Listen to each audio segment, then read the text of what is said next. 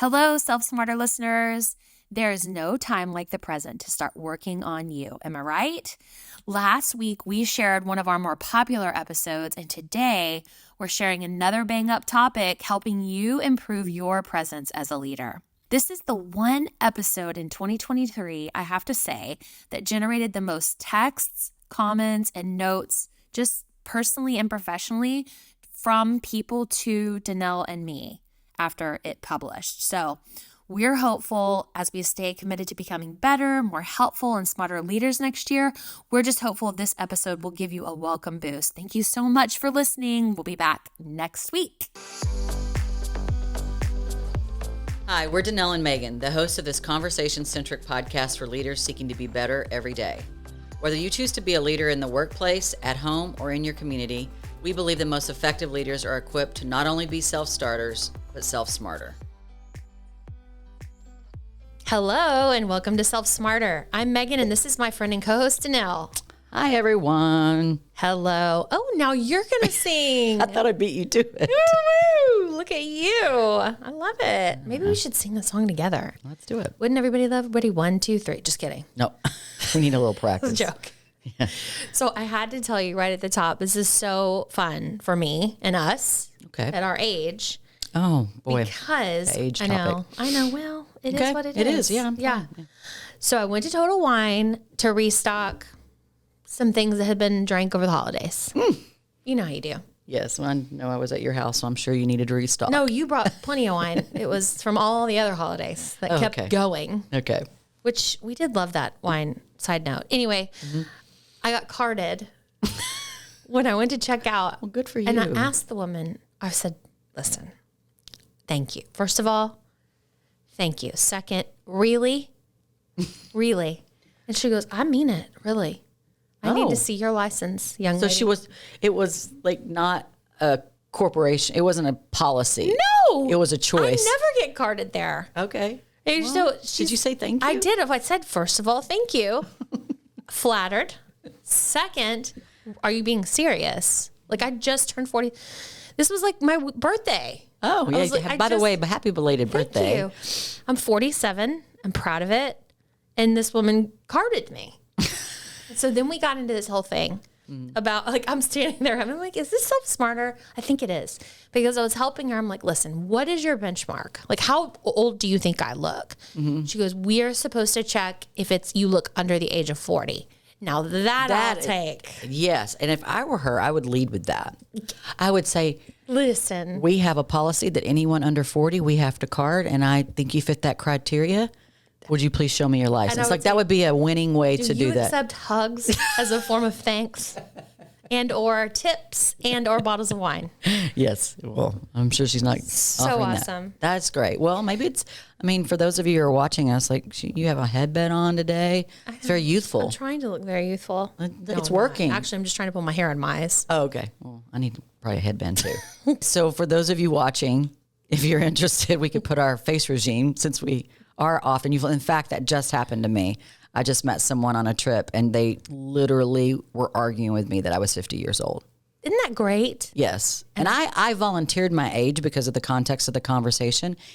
And the conversation was going really well. In fact, I need to tell you about it. It was a business lead. Okay, yeah. And I threw her off when I said, well, when I turned 50 and I was just going on with the combo, it threw her off. She couldn't recover that I was 50, which again is a form of a compliment. It is, but you're like, man, wow, I earned this 50. I did. And she goes, well, I don't know what you're doing, but I need to take notes because I think she was like in her young 40s. And I was like, well, thank you. And, so anyway, but we could put our face routines because they're similar in the show notes. They are very similar. We did the same thing for at least 10 years, which I think is critical. From mid-30s to mid-40s, you must get into a regime. And I think all men listeners should too. Yes. Yeah, no, I mean all listeners. Take care of your skin. Take care of your skin. It's your largest organ. Why are we ignoring it? Let's go. Okay, so look in the show notes if you're interested in face washes, creams, and stuff. Jordan will not put that stuff in there, but whatever. You just text us. Text us. Just text us. I'll sneak it. All right. I also wanted to mention I always listen to our podcast. Well, so do I. I know. And it's fun because I forget things that we do. Totally. It's I like remember new like people. how I felt when it's over. I can be a little bit Yeah. critical of me, like, oh, I didn't show up, or oh, I didn't necessarily, or I can be like, that went pretty smoothly. Right. But I forget some of the things that Happen. and Then it's that could be an age issue, or it could just be like when you're recording. I talked to Mackie about it. She goes, no, like a when you blackout. pour it in, Yes. you're pouring into this performance of sorts. You can forget certain aspects of it, and then when it's played back to you, it's refreshing or scary. Right. Depends on, but most of the time it's refreshing. Right. So, It is. yeah. And you know what was refreshing? There was an imperfection moment. Okay. I think There's a it lot was- of them. No, not like this. It was last week or the week before last. Uh-huh. I think it was gaslighting. Okay. If y'all are interested to hear Danelle do this. But you couldn't say the word manipulation. And it was so funny. And I was thinking to myself, just so y'all know, listeners, we are always tempted to stop and say, take that out. Yes. So I remember thinking She's going to stop. she's going to stop it, and she didn't. Well, because I was trying to practice what we preach. I'm so proud of you. And then I didn't even realize it again until I was listening to it. how many times did it take for me to get there? You're like, manipulate. What was that cartoon character? That's all, folks. I think that was Bugs Kinda Bunny. like One But- of them. It was a Looney Tune moment. But that's cool. Okay. All right. That's well, cool. thanks for pointing that out That to everyone. happens. But I do hope y'all listen to that episode, because I think gaslighting is something that we either don't know not about gaslighting or right we want to ignore. But it's I've gotten some good input on that episode, and thanks for us talking about that. So that was episode Question. 42? 44, 40, 45, somewhere in there. David's throwing It up might his be hands. 45. I Okay. think he's right. All right. We can Anyway. count on David. It's easy. Just go look for gaslighting. Exactly. Okay. So All right. before we talk about Manipulate. Just want to show you that I can do it. Oh, look at you. You did so well. Can you say it 3 times fast? No. Okay. Well, before At happy hour. Okay, let's try that. Okay. All right. Let's jump to commercial. Hello, Self Smarter listeners. This is Hallie Caroline from DMA. Listen up. I wanted to share a new tool we've launched for marketers that may just help your business, and best of all, it's totally free. Our 2024 social media calendar is ready for free download on the DMA website. This calendar features 12 months of events and holidays that your team can use to prepare relevant social media content. Get your hands on the calendar when you visit dma-solutions.com. I'm also happy to send you the link. Just email me at info@dma-solutions.com and I'll get this tool on its way. Before we get into improving our presence as leaders, which is very important on so many different levels, Yeah. I want to be very transparent and say out loud that this topic today in particular, improving our presence, is something you and I both work on all the time. I don't know that we do it like outwardly, but I know we work on it differently and individually, meaning how am I showing up? You have helped me over the years, set me straight in some areas, and I know we're going to talk about that in a little bit. But I just want to note before we start giving people advice and talking about this, I want y'all, our listeners, to know that this is an ongoing thing. This is this is not us professing to be perfect. This is us professing that we're working on this all the time. Yeah. Presence is, Yes. I think what you can, it's one of those things. And if you look at the leadership or things that we're taught, it's a topic that's not really focused on a lot. It's your presence, like how you physically are showing up. And that could be verbal. That could literally be your standing, your stature, Your fashion. But it could be a lot of different things. And I think it stems from really a lot of what we talk about here starts with self-awareness. And what precedes self-awareness is self-knowledge. And so understanding how you are wired is one aspect of understanding your presence. Understanding, you can pick your Enneagram type, are you introvert, extrovert, whatever it may be. Are you talkative? Are you, more introspective? Understanding those things, but then also understanding your physical presence in a room. And sometimes what that requires is asking someone to observe you, which a lot of leaders will not do. And that's a hard thing to do because it requires an intense amount of trust. And then sometimes what you're going to hear back is not always the most flattering of things. And I had to experience a lot of that. And again, what I'll say is that my style, I'm charismatic, I'm extroverted. So I didn't pay a lot of attention to those because I tend to get people's attention. I can lead a conversation. I don't have a lot of reserve relative to speaking in front of people. I still get butterflies and always have, but I will do it. Yes. And clutch. Well, thank you, but not always was I aware. And I'm talking stances, like we've talked about the scowl on my face at times where you thought, are you angry? And I was like, no, I'm just thinking. But those things matter because as leaders, when you're in that position, whether you have an audience of 1, 100, 1,000, 10,000, being conscious of the total way that you're showing up, so your complete presence is very important. And I don't think, and this is probably going to be a little bit more of a lean episode relative, because there's not a lot out there on this topic, but I find it to be critically important. And I would love to make this statement, but I also want to almost correct myself. I think it's very important for women, but I can tell you it's equally important for men. So if we want to think about presence for a minute, just close your eyes and think about politicians for a moment.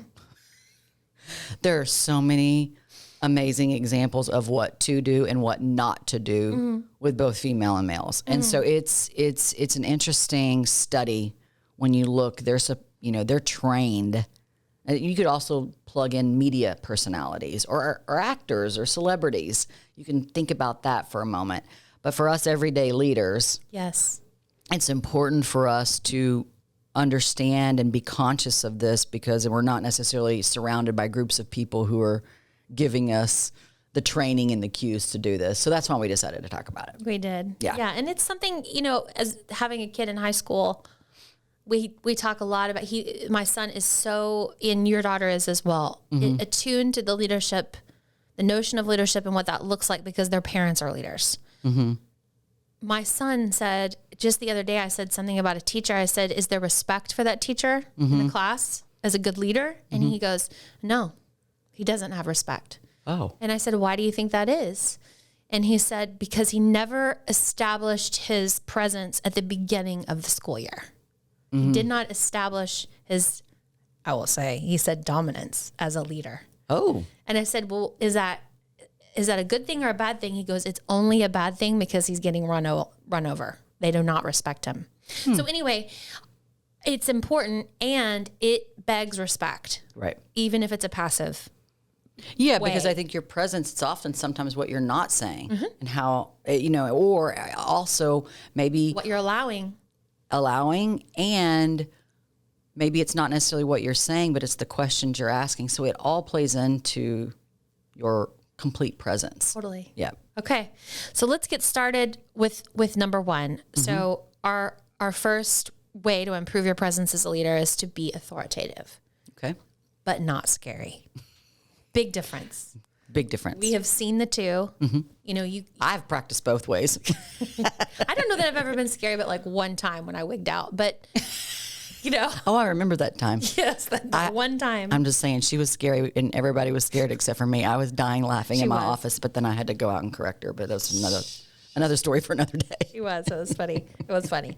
But what we need to do is ask ourselves, do I convey trustworthiness relative to my competence as a leader, relative to my reliability? Do these people see me that way? And are my motives true? Yeah. Do they believe me? So when it comes to competence at DMA, my question I always ask myself is, am I good at what we do? Am I good at what we do? As a marketer, can I say I'm good at that? My answer must be yes. So if there's ever an area that I'm not good at, man, I'm diving into it with that person because I want to know what the heck is going on. Right. Do I show incredible acumen, in other words, relative to this area of expertise? That's the way to establish your competence. Reliability, do I show up on time? You straighten me out on this one. And that was, we do this not on purpose. I don't show up late to meetings every day because I want to. No. Yeah, it was the demands of the business. Yeah. Well, and as a 9, I'm allowing meetings to drag on longer than they need to drag on. We finished that conversation 10 minutes ago. Let's go. I've got another meeting. That's where I am now. But it took you sitting me down going, listen, sister, they're counting on you. You need to be there on time. Okay, so do I show up on time? Do I answer the phone, emails, text, calls for help and guidance? Am I reliable? Right. If I just ignore a text for a week, is that person going to be comfortable with me? Is that showing up well as a leader? So this is passive showing up. This is not necessarily physically showing up. Yeah, and I want to make a point there too. You certainly pointed yourself out relative to your timeliness, and that was something you had to work on. One of the things that I think you've brought to our organization that has really helped too is when it comes to answering emails or responding to things, one of the things that I don't know if you intentionally did it, but your practice is, I've received this, I'll get back to you, versus just letting because I think what we do is we I don't have the time to give it a full thought. And most of the time, if we're not responding, it's because we have a good intention. And then sometimes by the time we get back around to it, we might have lost it, which happens to me all the time. Or, we haven't responded to that person, so they're just sitting there. So again, relative to reliability, sometimes it's just setting the other person up that you have received that information, and when you can, you will get back to them, or asking them, when do you need this back, if they haven't been clear in their communications with you. So I think that, again, with reliability, that doesn't mean being on call in the moment. Yes. And we have to work on that. An acknowledgement. Yes. Really. And you do that and that too. can be with external clients and internal colleagues as well. Right. So it's like you do that too. Noted. I don't have all the answers. Let me think on it. And I appreciate that. It's like, okay. Yeah. When's our deadline to know this? it. Or when do we need to have this by? Yeah. And then motives. Are my motives in a healthy spot? Okay. Okay. Do I really want this team to win? Do I really want this business to win? You're going to have times in your job, in your work, in your career, where you're going to get frustrated. Yeah. You're going to get tired. But you always call it, is my heart in the right place? I think it's the same thing. You have to take a step back as a leader to go, is my heart in the right place? Are my motives clean? Am I doing this for the right reasons? We talk a lot about, we actually don't talk about it on the podcast. I have conversations with people a lot about money. Money is not everything. It is something. If you're working for money, maybe that's your circumstance, but is that really why you're doing it? Well, we just had this conversation with our producer. So where are my motives? Are they genuine in nature relative to what I'm trying to achieve beyond the money? My happiness, my security, my future, all of those things, my family's future. Okay. And do I want these people to win? Do I want this business to win? People can smell it if you don't. Yeah. Oh yeah. Okay. Absolutely. So that's my first bit of advice. What about you? Do you have an advice? Yeah. I mean, I think relative to authority, I think the number one thing is to think about, meeting the level of energy of your team. You're so good at that. Where they are. I had to learn that though, because I can come in and guns a-blazing. But when the team is, you have to be able to, we call it read a room. Yeah. Again, understand where your audience is. And that means being conscious of, if you're in a challenging time as an organization, showing up with pom-poms on can seem almost not authentic. Speaking of gaslighting, yes. That could be perceived as that particular thing. So I think that is critical. I think finding authority in your intentions rather than leaning into your roles and responsibilities. So yes, you may have a certain title, you may have a certain decision-making power at an organization, but I think the authority is, as you're talking about, in your intentions and motives. I think that's very critical, and shift away from making egocentric statements and be conscious when you have selfish thoughts. We can all be selfish, and we can all be ego-driven. And I think people most often associate egos with external actions, but I can promise you, we are all battling internal egos. And we have to keep those things being in check. That ego can look like always having to be right, like never admitting fault, being in control of things that other people can also be in control of, being including, or like for us, like one of the things that we've dealt with relative to this podcast is being perfect or speaking perfect. And I think that was a good thing to kind of open up this podcast about, because that was something that I really struggled early on. And we did have a lot more cuts early on in publishing this podcast because I wanted things to be pristine. Now, do I want our podcast to be, speaking of authority and presence, I want you to know that you're getting good content, that it's presentable to you, that it's an enjoyable experience. But we also can do that by being not always completely perfect. And so I think those are some of the ways to increase your authority. And so what it is instead of forcing your authority is, in another way is to think about it as earning it. Yes. By really thinking about, like what you talked about, competence, reliability, and motives. And so I do think that those are critical relative to honing your authority. Right. And not being scary. That's right. And, to your point, people, we've said this a million times here at DMA, maybe not that many, but a lot. You can't lead if you don't have followers. Correct. How do you get the followers? That's what you basically just mentioned. Yes. There's one more thing too, is you mentioned egocentric. And I think something that you did really well with DMA was you focused on the mission versus your passion for fresh food. You had the passion for fresh food. Yeah. You knew you could solve marketing problems in our industry. However, really what you leaned into early was the mission. And that brought everyone with you. That brought me with you. Yeah. I love that you cared about fresh fruits and vegetables. I do too. But long term, I don't know. Like maybe, we've had people be like, oh, my passion is air travel. I don't know, like making aeronautics. Yeah. Whatever. Sure. And so I don't want to go forward. No. What we're trying to do is mission based. It's different. Right. It's not personal here. It's a bigger deal. And so that is a way to kind of ease people into the authority. Yeah. And I think having a mission, and, you talk about leaders and followers. And when we use that terminology, my skin crawls a little if I'm being really off. No, leaders and followers. Oh. Yeah. I'll circle back to mission in a second. Because what I want to say about that, one of the things that I know in my leadership journey, because of the weight of the responsibility of leading, and not just leading, but owning this business, I felt like I had to be me personally out front all of the time. And in my view, it was to protect and to ensure everyone's success at this company. So I would put myself out there.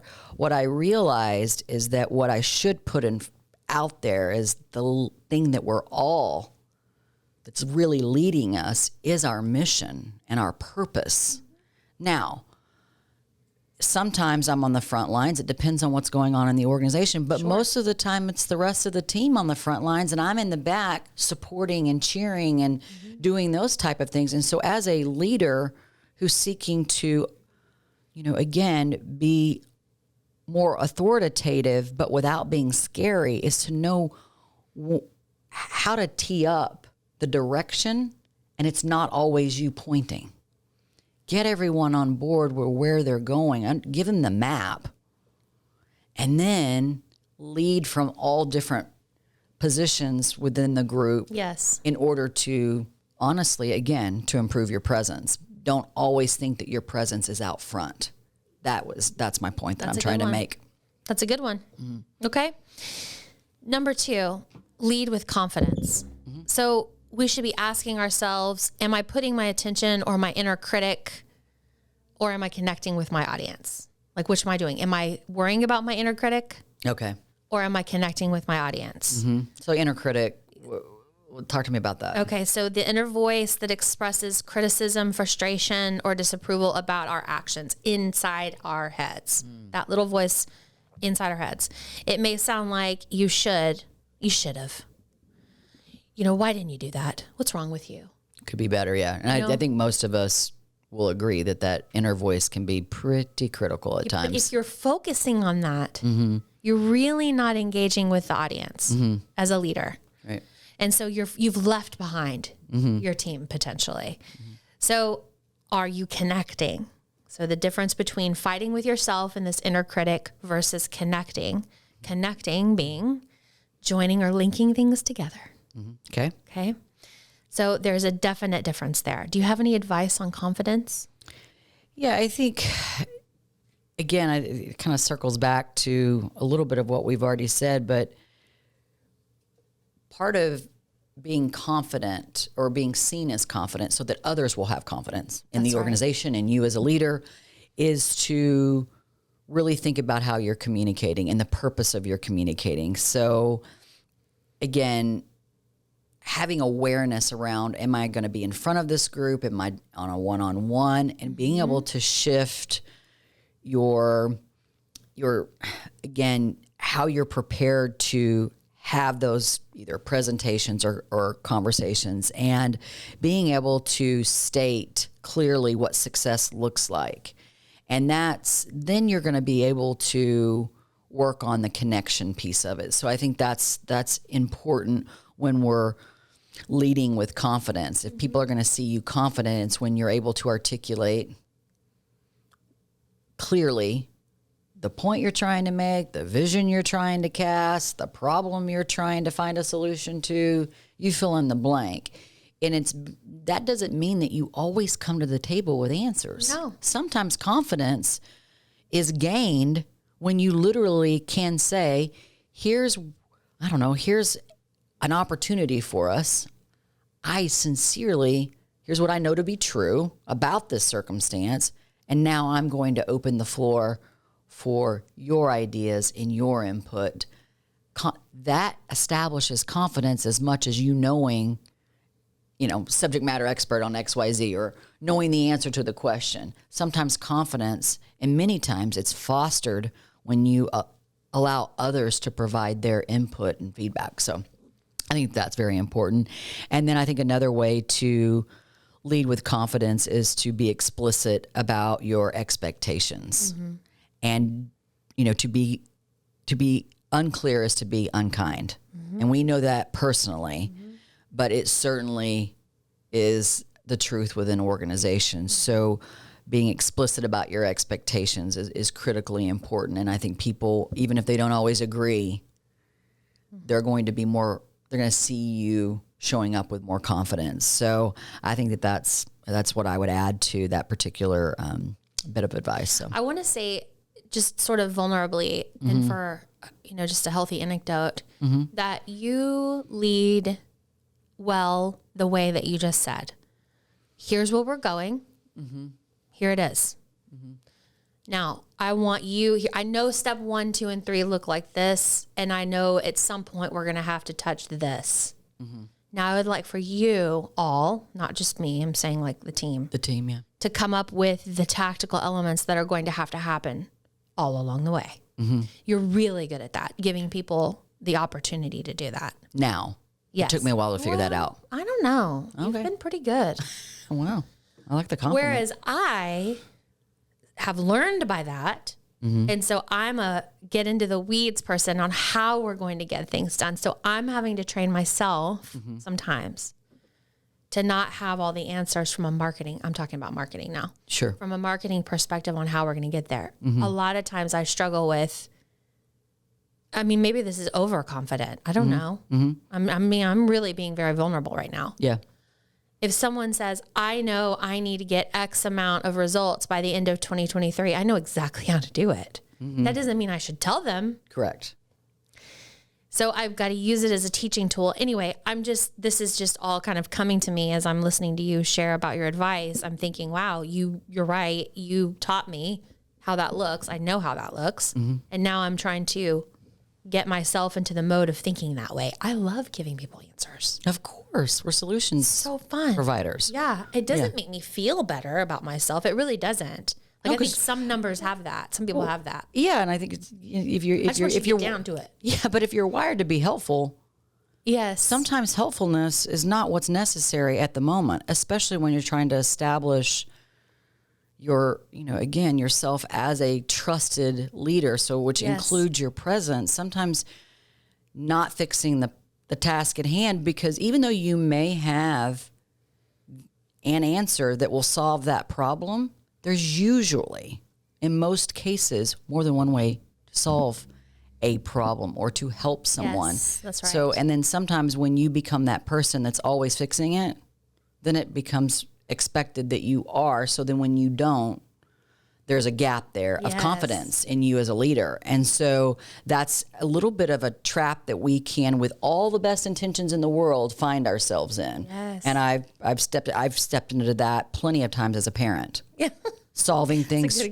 Solving things for Mackie Payton over and over and over again.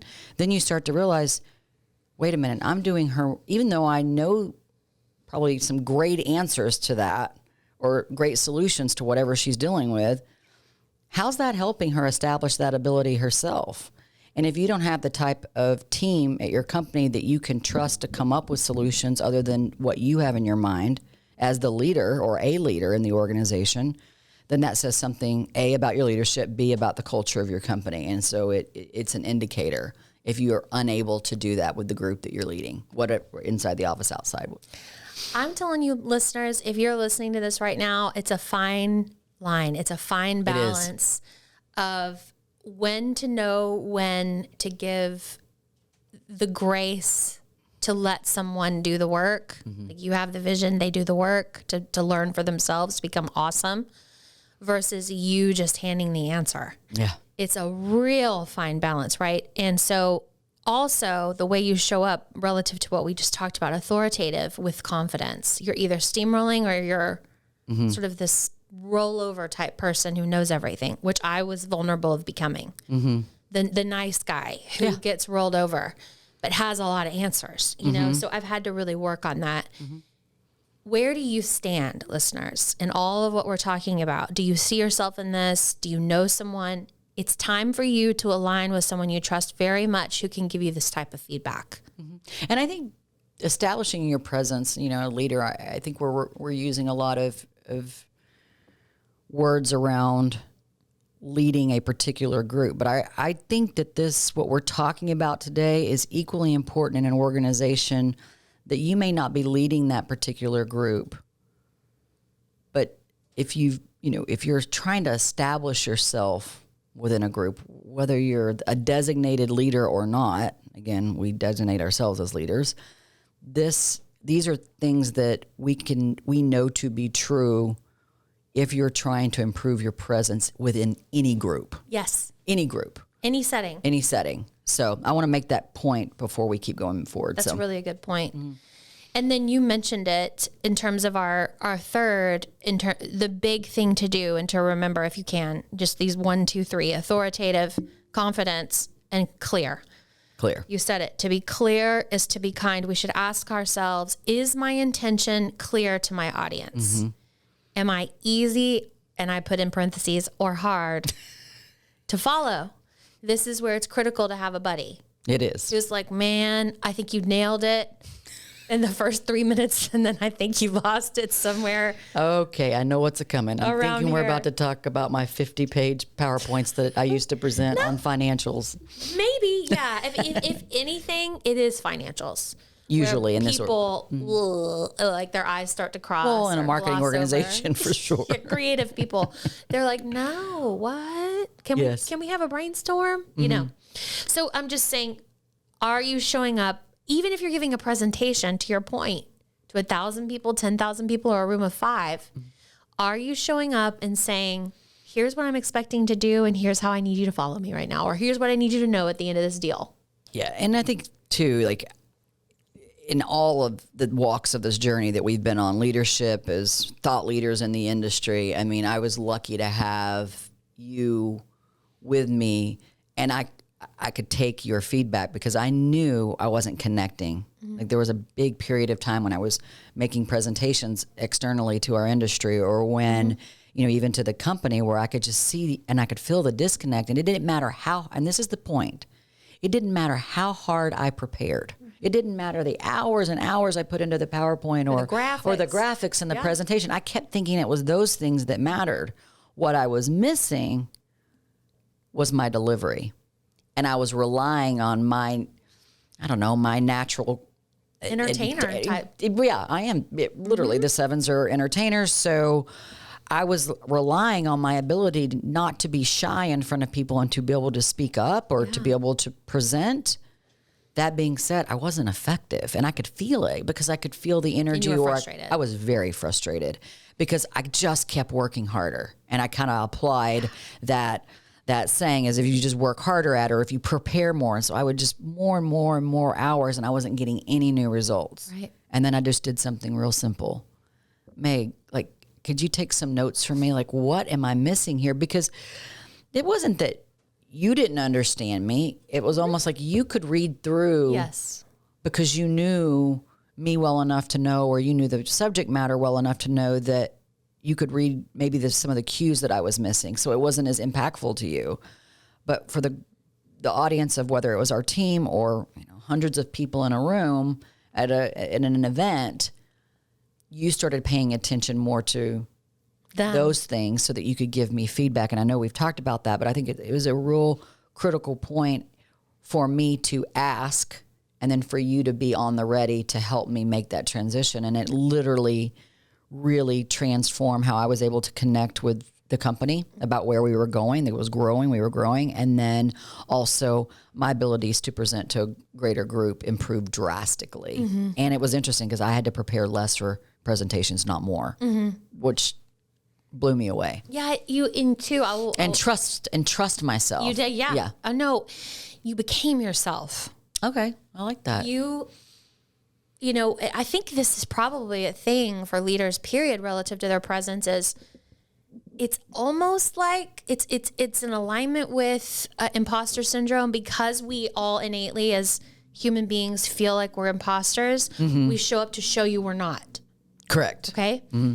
The minute you took all that garb off and you just became you, humility showed up to the party, empathy showed up to the party, warmth showed up to the party. Yeah, I was showing up a bit rigid because I felt like I needed to be the smart, like I had to know not the smartest person in the room, but I had to be the smartest person about that particular subject, whatever it was. Yeah. And I was carrying a lot of unnecessary energy into these interactions with these audiences that I wanted to honestly provide. And it changed. Everything. It did.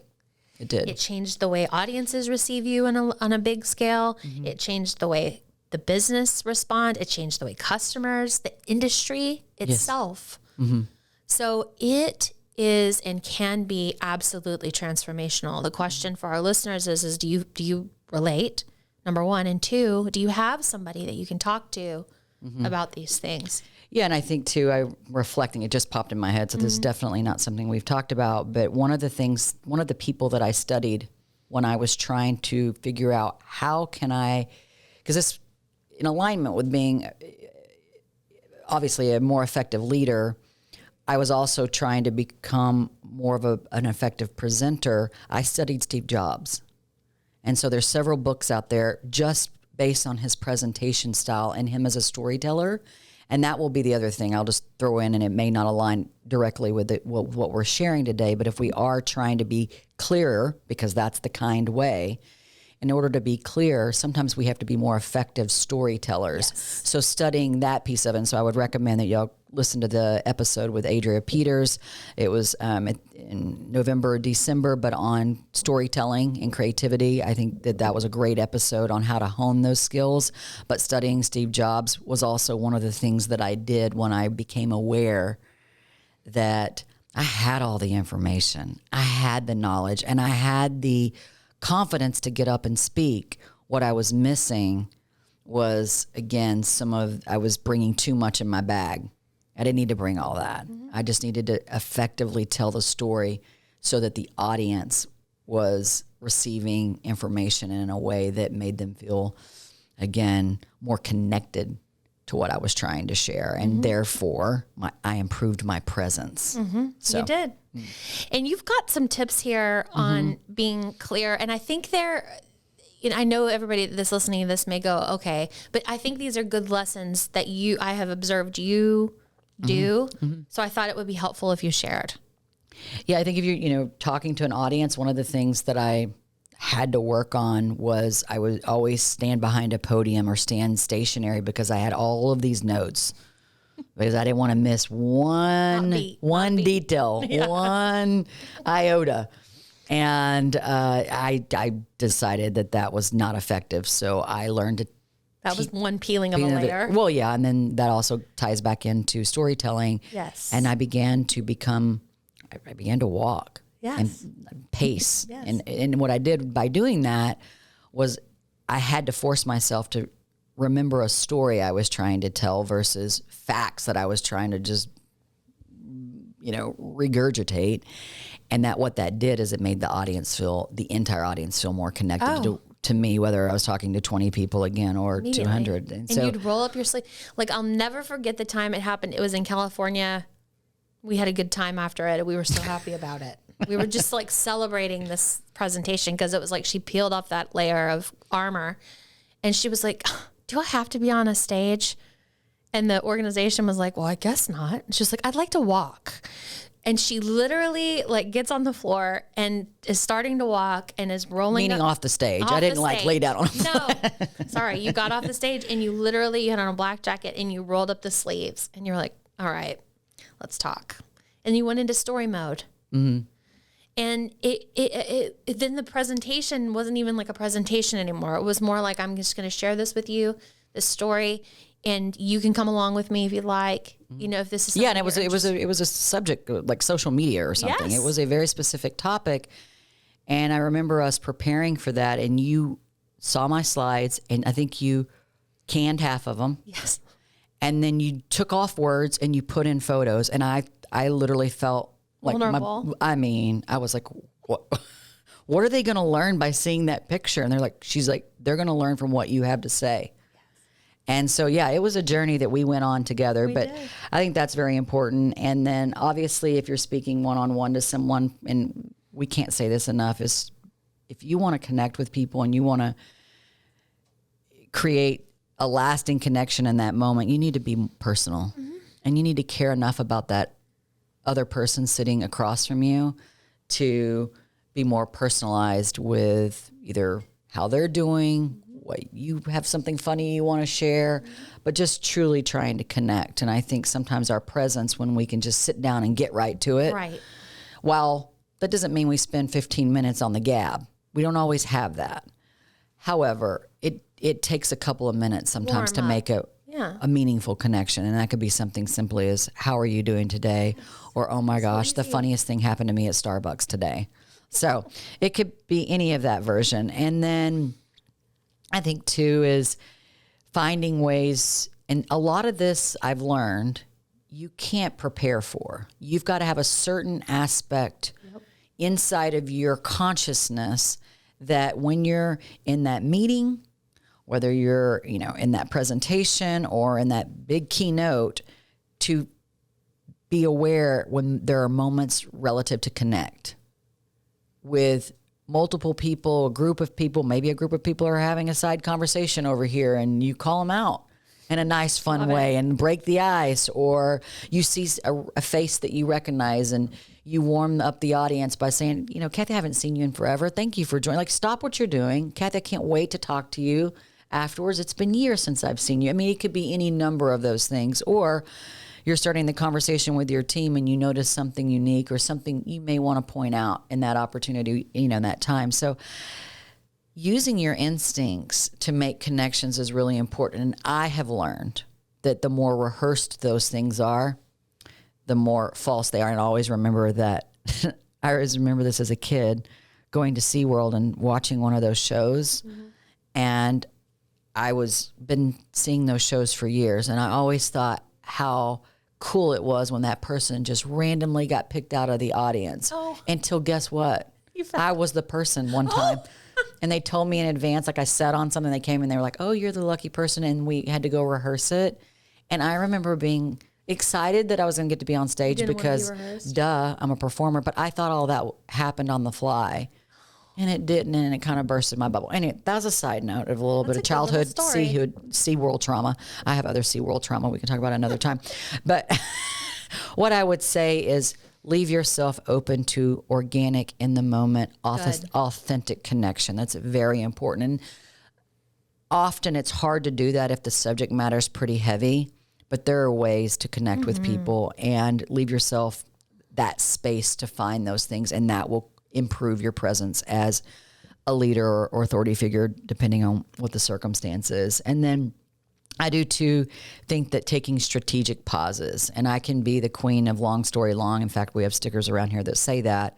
And I've had to learn to stop and literally be okay with a quiet moment, to let that sink in. And then also going back to, it's okay to repeat things. It's okay to say things over and over again. I mean, not to where we're beating the point to nauseum, and I'm very guilty of that at times.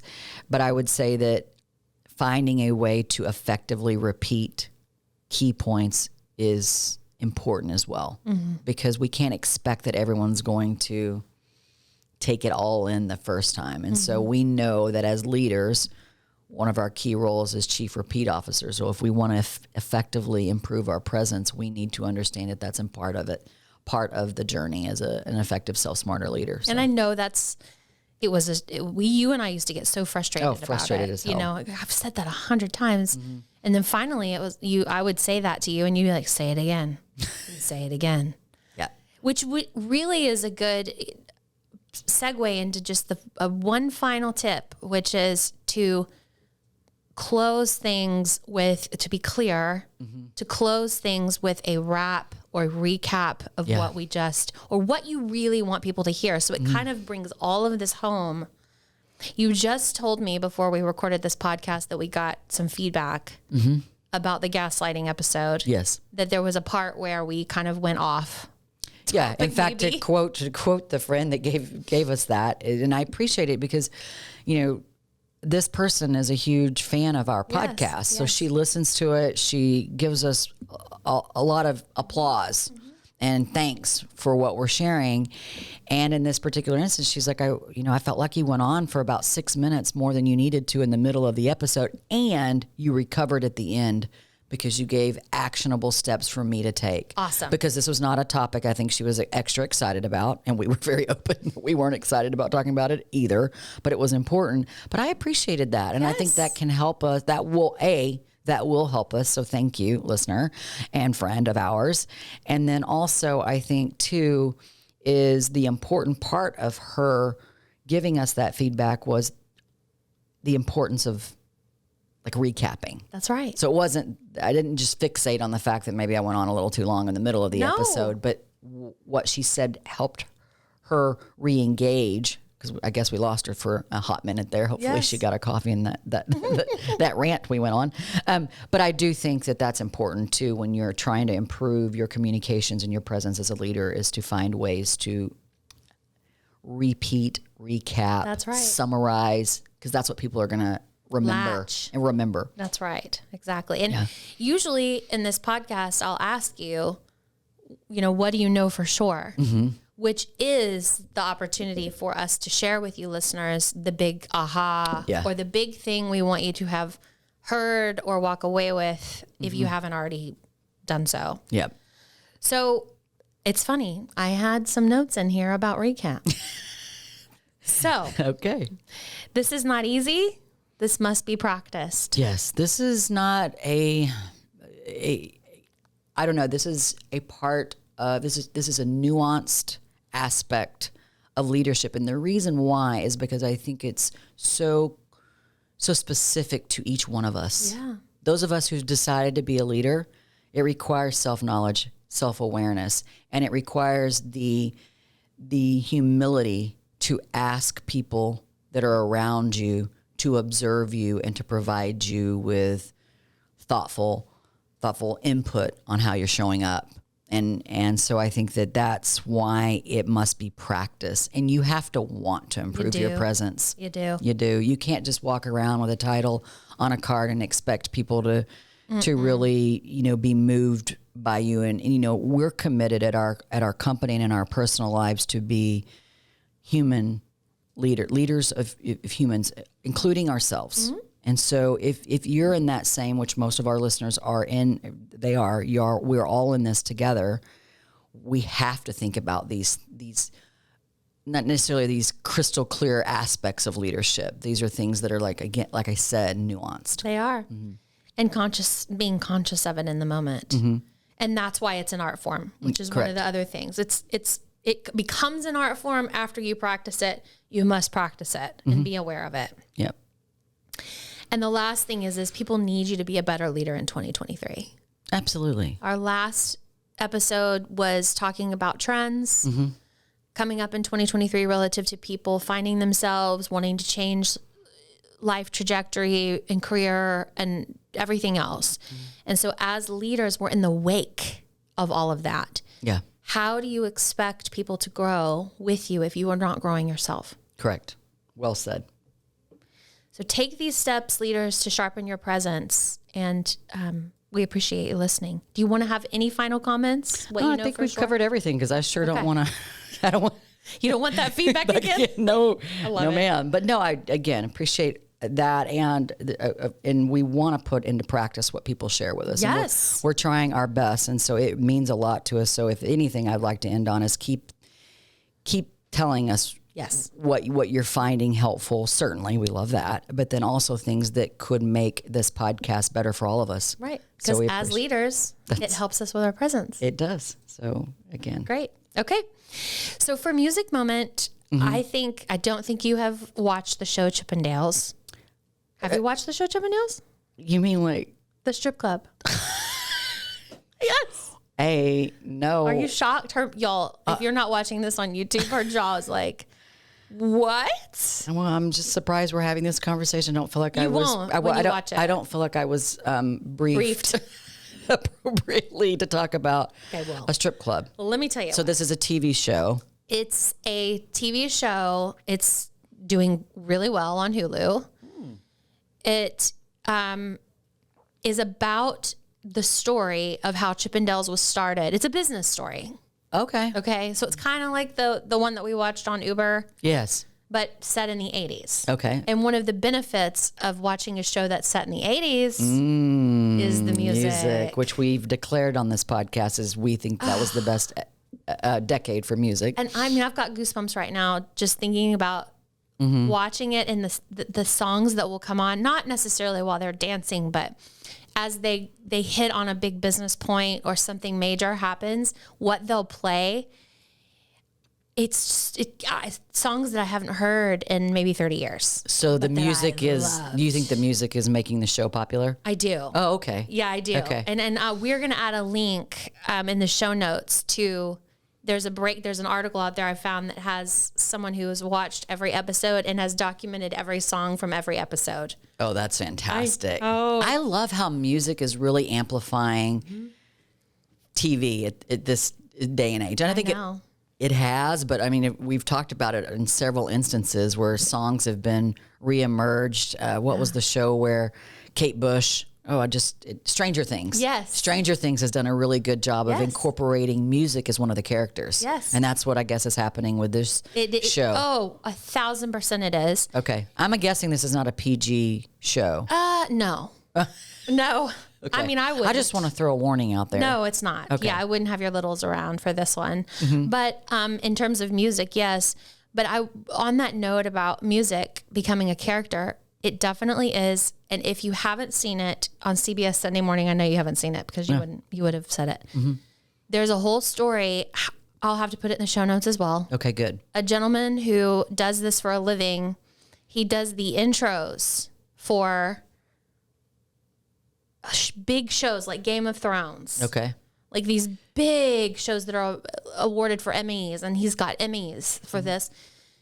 Oh, it's Succession he does. The show Succession on HBO, which you love that music. Love it. They're talking to him about it. I just think this is so interesting because actually my son is interested in this as a career. Oh, great. Yes. Because he's like, you take the art form of the acting and you take the music away. And so he shows what that looks like in the Succession. Like he says, this is Succession without music. Ooh. and it's totally different. Wow. There's no underlying bass. You don't know that this is supposed to be a somber moment necessarily. You can't tell if they're joking or... Especially in that particular show. Yeah. And so then he goes, now here is what I would play.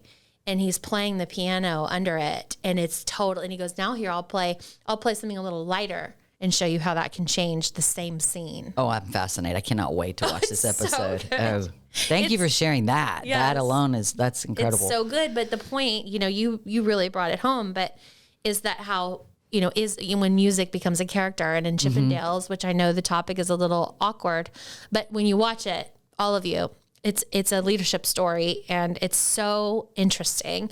They play Diana Ross. They play Depeche Mode. I mean, when was the last time you got into some Depeche Mode? Man, that's bringing back some memories. I know. Talking Heads, the Cars. I mean, it just goes on and on and on. So look for that link to the Chippendales lineup of music in our show notes. Yeah, that's great. Well, thank you for sharing that, because that gives me something exciting to explore. To explore. I will. All right. So we're going to have our loaded show notes this week, y'all. We're going to have our face cream stuff in there, and we're going to have lists of music from Chippendales, and we're going to have backup. So wow. Tell a friend. That's a fun show notes coming. Tell a friend, and we send you into the week with grateful hearts. Goodbye, everyone. As always, you can connect with us on Instagram and Facebook at Self Smarter Podcasts. You can also leave a rating or review if you enjoyed what you heard today. Not only does this mean so much to us, but it also helps other leaders and future leaders find our community. Thank you for taking time out of your day to join us in becoming self-smarter. This podcast is produced by Snacks Media, and music is from a free platform. Well, that is until Brandy Carlisle reaches out to us to write the original score for our podcast. Friends, have a great rest of your day.